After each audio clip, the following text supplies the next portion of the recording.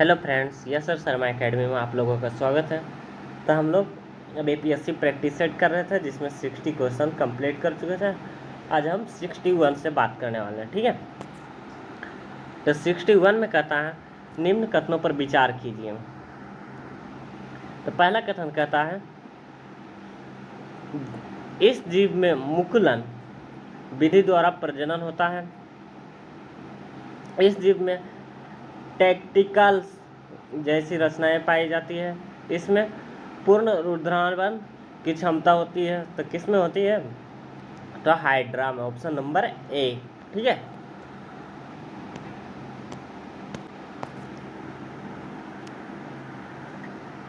Sixty 62 की बात करें तो IVF के संबंध में निम्न में से कौन सा कथन गलत है?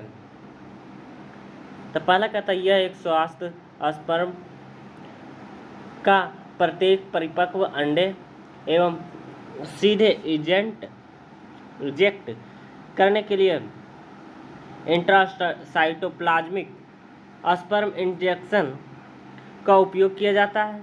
ये तो सही है। दूसरा कहता है माँ के गर्भाशय के एग्स निकलने के लिए कैथेटर का उपयोग में किया जाता है। यही कथन गलत है, ठीक है। तीसरा कहता है कनुप्रिया अग्रवाल भारत की पहला हेकेस क्यूब बेबी थी। ये सही है, यानी बी गलत है, ठीक है। 63 की बात करें तो वातावरण में तापमान में होने वाली परिवर्तन की संवेदना को मस्तिष्क का कौन सा भाग ग्रहण करता है? तो हाइड्रोपोटैमस था, ऑप्शन नंबर ए। 64 की बात करें निम्न में से मूत्र में किस्मी मात्रा में किसी व्यक्ति में टाइप 1 डायबिटीज होने का खतरा बढ़ जाता है जहां मूत्र में किस तत्व के बढ़ने की बात कही गई है? ठीक है, क्या बढ़ने की बात कही है? तो कीटोन के बढ़ने से ये बढ़ जाते हैं, ठीक है, कीटोन, ऑप्शन नंबर सी। 65 की बात करें तो DPT वैक्सीन का प्रयोग किन बीमारियों के लिए किया जाता है? तो है डिप्थेरिया और काली खांसी टिटेनस का, ऑप्शन नंबर ए। 66 की बात करें तो निम्नलिखित में से कौन सा पोषक तत्व आमतौर पर पशु खाद्य में पाया जाता है और इसका प्रयोग जो है प्राकृतिक उर्वरक के रूप में किया जाता है? तो है नाइट्रोजन, ऑप्शन नंबर ए। 67 की अगर बात करें तो निम्नलिखित में से किस में खुला परिसंचरण तंत्र पाया जाता है? तो आर्थ्रोपोडा में, ऑप्शन नंबर ए।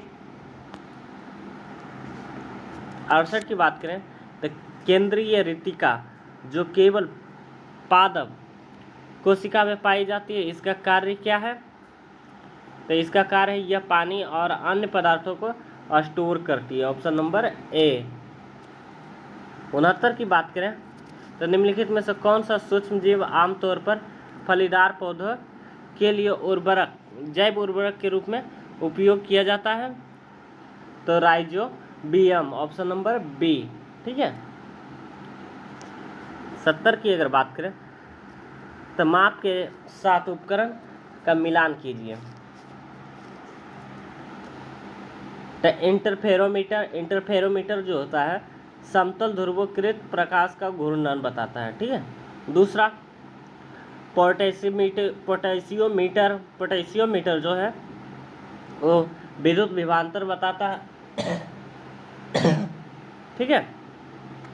तीसरा कैलोरीमीटर जो है वो विशिष्ट ऊष्मा क्षमता बताता है। और रूलर जो है लंबाई बताता है।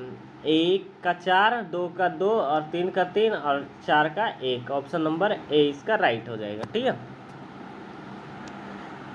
71 नंबर कहता है भार और द्रव्यमान में क्या अंतर है? तो भार वह बल है जिसके साथ गुरुत्वाकर्षण किसी वस्तु पर कार्य करता है, जबकि द्रव्यमान किसी वस्तु में पदार्थ की मात्रा होती है, ऑप्शन नंबर ए, ठीक है।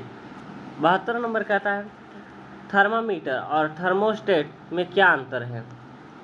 तो थर्मामीटर तापमान मापता है, जबकि थर्मोस्टेट तापमान को नियंत्रित करता है। Option number A.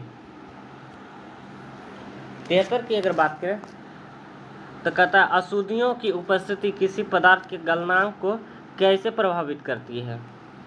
तो अशुद्धियों की उपस्थिति में गलनांक को घट जाता है। Option number A.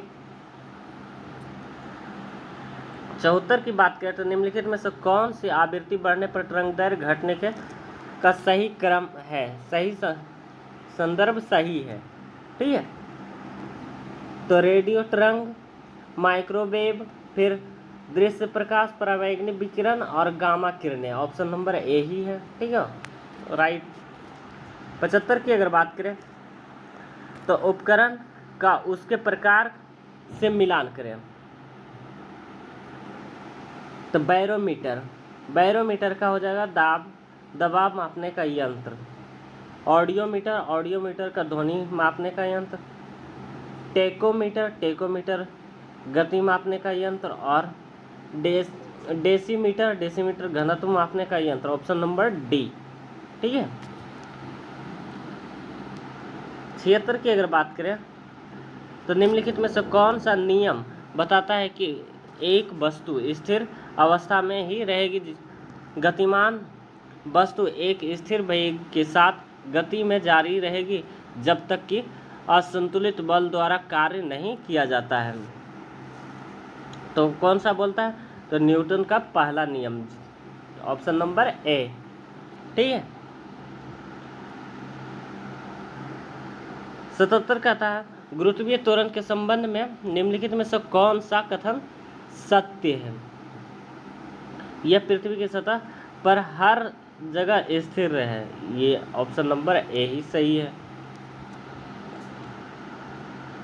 78 कहता है क्या 77 में था? गुरुत्वीय त्वरण के संबंध में निम्नलिखित में से कौन सा कथन सत्य है? यह पृथ्वी की सतह पर हर जगह स्थिर रहता है। गुरुत्वीय त्वरण, ये तो गलत है। बी कहता है यह बढ़ती ऊंचाई के साथ बढ़ता है। ये सही है। Option number B. ठीक है। 78 की बात करें तो किस प्रकार की तरंग की विस्थापन तरंग प्रसार की दिशा में लंबवत होता है? लंबवत। तो अनुप्रस्थ तरंग। Option number B. 79 की अगर बात करें तो निम्नलिखित में से कौन सा कथन गलत है? तो पहला कहता है तत्व के परमाणुओं के द्रव्यमान संख्या भिन्न भिन्न हो सकती है। ये तो सही है। दूसरा कहता है सभी तत्व के परमाणु में न्यूट्रॉन की संख्या हमेशा समान होती है। ये गलत है। तीसरा कहता है सभी तत्वों के परमाणुओं में प्रोटॉनों एवं इलेक्ट्रॉनों की संख्या समान होती है। ये भी सही है, यानी बी गलत है। ठीक है। 80 की बात करें तो आधुनिक आवर्त सारणी के किसी वर्ग में ऊपर से नीचे आने पर परमाणु त्रिज्या के मान में क्या परिवर्तन होता है? तो परिमाण बढ़ता है। क्या होता है? बढ़ता है। Option number A. ठीक है फ्रेंड्स, तो आज हम लोग यहीं पर समाप्त करते हैं। कल हम 81 नंबर क्वेश्चन से मिलते हैं। ठीक है फ्रेंड्स, तो हमारे चैनल को लाइक सब्सक्राइब करें और कमेंट करें।